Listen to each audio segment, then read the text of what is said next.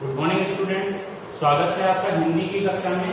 दोस्तों, आज हम आपकी पाठ्य पुस्तक पलाश के पाठ 5 झांसी की रानी के दूसरे भाग का अध्ययन करने जा रहे हैं। पिछले भाग में आपने जाना कि झांसी की रानी लक्ष्मीबाई बचपन में किस प्रकार से खेला करती थी और शिवाजी महाराज की गाथाएं सुना करती थी और उनका विवाह झांसी के राजा गंगाधर राव के साथ हुआ और वह रानी बनकर झांसी में आई। आगे बढ़ते हैं। बुझा दीप झांसी का तब डलहौजी मन में हर्षाया, राज्य हड़प करने का उसने यह अच्छा अवसर पाया। कुछ ही समय बाद जब रानी का विवाह हुआ, लक्ष्मीबाई का विवाह हुआ, उसके कुछ ही समय बाद में झांसी के राजा अर्थात गंगाधर राव की मृत्यु हो जाती है और उनके कोई संतान भी नहीं होती है। और उस समय बुझा दीप झांसी का तब वहां के राजा की मृत्यु हो जाती है और वहां का दीप जो कुल दीपक है वो बुझ जाता है।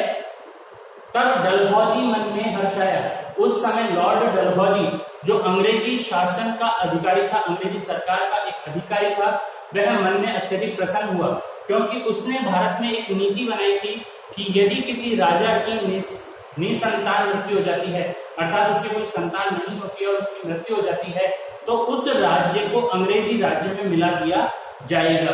तो डलहौजी मन में इस विचार को करके अत्यंत प्रसन्न हुआ।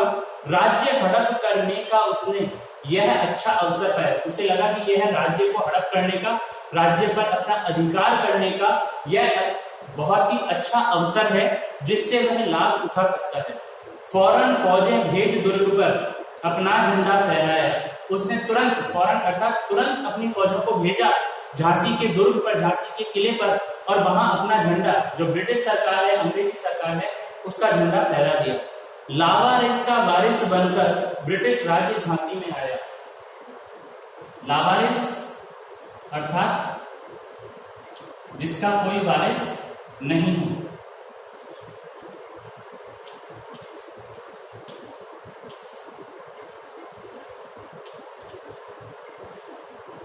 जिसका कोई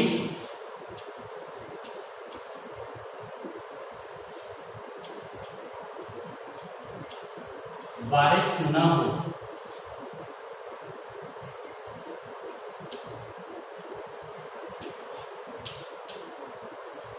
और वारिस शब्द का अर्थ है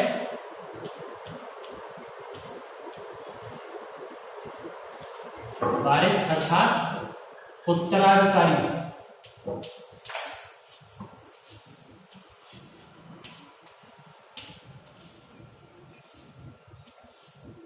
अर्थात जिसका कोई उत्तराधिकारी ना हो, ऐसे राज्य झांसी का वारिस बनकर, उत्तराधिकारी बनकर ब्रिटिश शासक आया।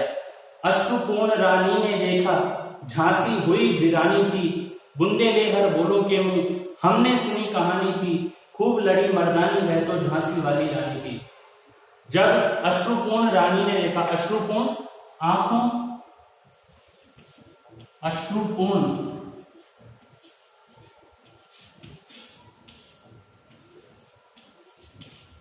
आंखों में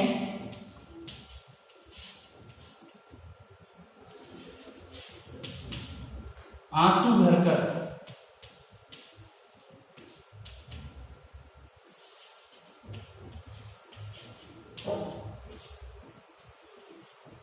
आंखों में आंसू भरकर रानी ने देखा कि झांसी हुई वीरानी थी, झांसी वीरान हो गई थी, सुनसान हो गई थी।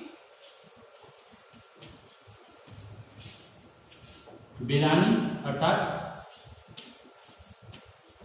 वीरान, सुनसान। वहां पर झांसी के राजा की मृत्यु हो गई थी और इसके कारण उन्हें लग रहा था कि झांसी वीरान हो गई है, सुनसान हो गई है। बुंदे ले हर बोलो के मुंह हमने सुनी कहानी थी, खूब लड़ी मर्दानी वह तो झांसी वाली रानी थी। बुंदेलखंड के रहने वाले लोगों के मुंह से, उनके जो बुंदेलखंड के रहने वाले राजा महाराजाओं की यश की गाथा गाने वाले लोग हैं, उनके मुंह से, उनके द्वारा हमने यह कहानी सुनी थी कि मर्दों के समान, मर्दों के साथ लड़ने वाली वह वीर झांसी की रानी लक्ष्मीबाई थी। आगे बढ़ते हैं। छिनी राजधानी दिल्ली की, अब अंग्रेजों ने शासन भारत में करना प्रारंभ किया और उन्होंने क्या क्या चीजें छीनी भारत में, किन किन राज्यों पर अपना अधिकार जमाया, वो बता रहे हैं। छीनी राजधानी दिल्ली की, भारत की राजधानी जो दिल्ली है उसे भी उन्होंने छीन लिया, उस पर भी अपना अधिकार कर लिया लखनऊ बातों बात। बातों बात में ये एक मुहावरे को साथ में प्रयोग करते हुए बताया गया है, बातों बात आसानी से।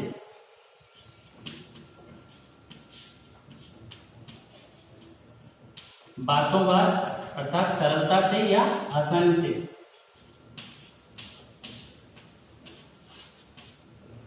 सरलता से उन्होंने लखनऊ को अपने अधिकार में ले लिया। कैद पेशवा था बिठूर में। पेशवा जो मराठी राज्य होते थे, मराठा राज्य होते थे, उसमें जो अधिकारी होता था उसे पेशवा कहा जाता था और उस अधिकारी को जो पेशवा था उसे बिठूर में कैद कर दिया गया था।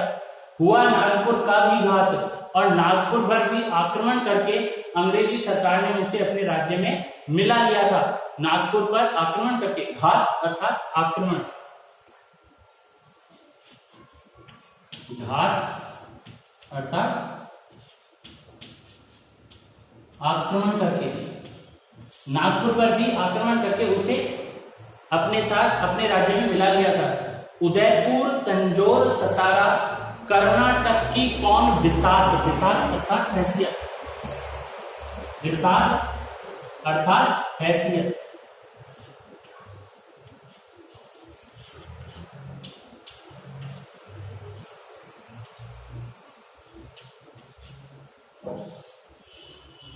उदयपुर, तंजौर, सतारा, कर्नाटक, ये बहुत छोटी रियासतें थी, तो इनके लिए कह रहे हैं कि इन छोटी रियासतों की तो क्या हैसियत थी, इन्हें भी उन्होंने अपने राज्य में मिला लिया।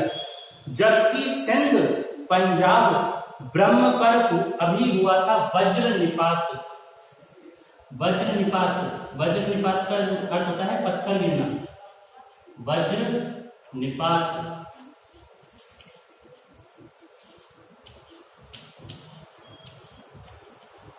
अर्थात पत्थर गिरना।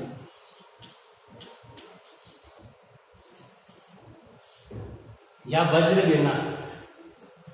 बड़ी रियासतें सिंध, पंजाब और ब्रह्म जो कि शक्तिशाली रियासतें थी, उन पर भी एक तरीके से वज्र गिर गया था, उन पर भी अधिकार अंग्रेजी सरकार ने अधिकार कर लिया था। बंगाल, मद्रास आदि की भी तो यही कहानी थी। बंगाल, मद्रास आदि की, इन जगहों की भी यही कहानी थी, यानी कि उन पर भी अंग्रेजों ने अपना अधिकार कर लिया था। बुंदेले हर बोलों के मुंह, हमने सुनी कहानी थी, खूब लड़ी मर्दानी वह तो झांसी वाली रानी थी। बुंदेलखंड के रहने वाले राजा महाराजाओं की यश की गाथा गाने वाले लोगों के मुंह से हमने यह बात सुनी थी, यह बात जानी थी कि वह मर्दों के समान लड़ने वाली झांसी की रानी लक्ष्मीबाई थी, जो बहुत ऊर्जा और शक्ति के साथ अंग्रेजों के खिलाफ लड़ी थी। तो इस प्रकार आपने देखा कि झांसी की को अपने अधिकार में लेने के अलावा अंग्रेजों ने भारत के हर क्षेत्र पर अपना अपना अधिकार जमा लिया था। हर राज्य में उन्होंने अपना अधिकार कर लिया था, चाहे वो छोटी रियासतें उदयपुर, तंजौर, सतारा, कर्नाटक जैसी छोटी रियासतें हों या बड़ी रियासतें जो कि पंजाब, सिंध आदि बड़ी रियासतें हैं।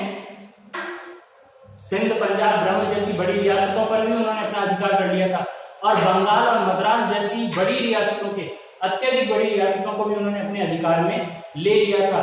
तो इस प्रकार अंग्रेजों ने अपनी कूटनीति से संपूर्ण भारत पर धीरे धीरे अपना अधिकार कर लिया था। दोस्तों आज के लिए इतना ही, अगले भाग में फिर मिलेंगे, तब तक के लिए धन्यवाद।